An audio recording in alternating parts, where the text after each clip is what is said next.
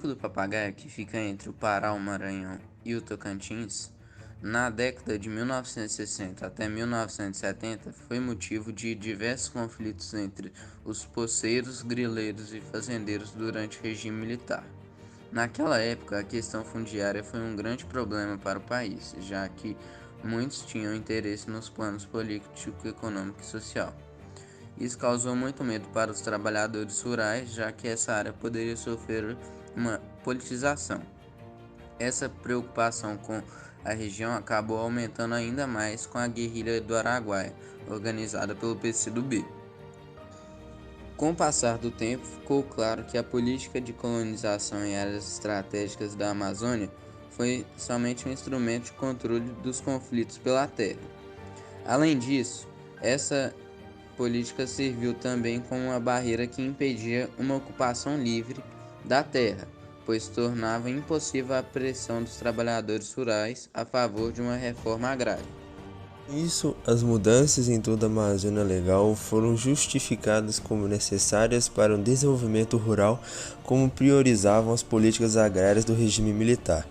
Assim, era preciso anexar as terras de toda a área, ligando-as à economia do resto do país, e ao mesmo tempo solucionar os conflitos envolvendo poceiros, grileiros e fazendeiros, tudo isso sem desestruturar o modelo fundiário existente. Ou seja, estava em andamento um projeto que não considerava a realidade cultural da maioria da população do Bico do Papagaio. Por meio desse discurso, os diferentes governos militares colocaram uma atuação mínima em toda a área do Bico do Papagaio.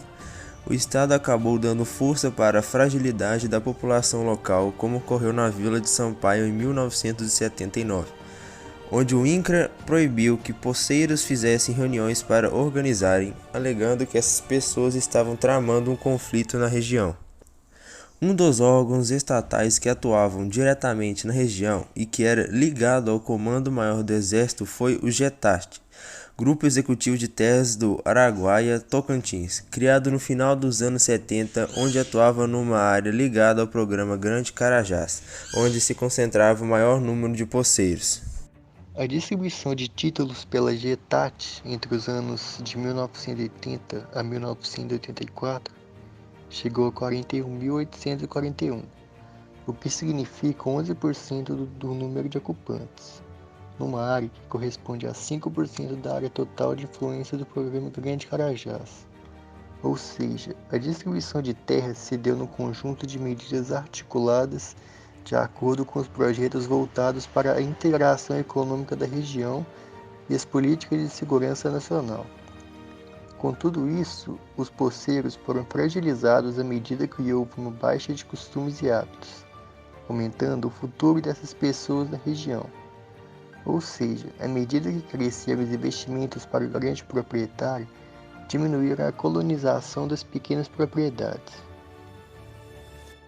Dá para ver que o processo de expansão da fronteira agrícola na Amazônia Legal ocorreu por um meio de direcionamento dos investimentos, porque a intenção dos governos militares era conseguir um cenário favorável à grande empresa agropecuária, porque não exigia muitos investimentos, além também de explorar um grande espaço de terra. Tudo isso acelerou o processo de exploração da população que vivia naquele local.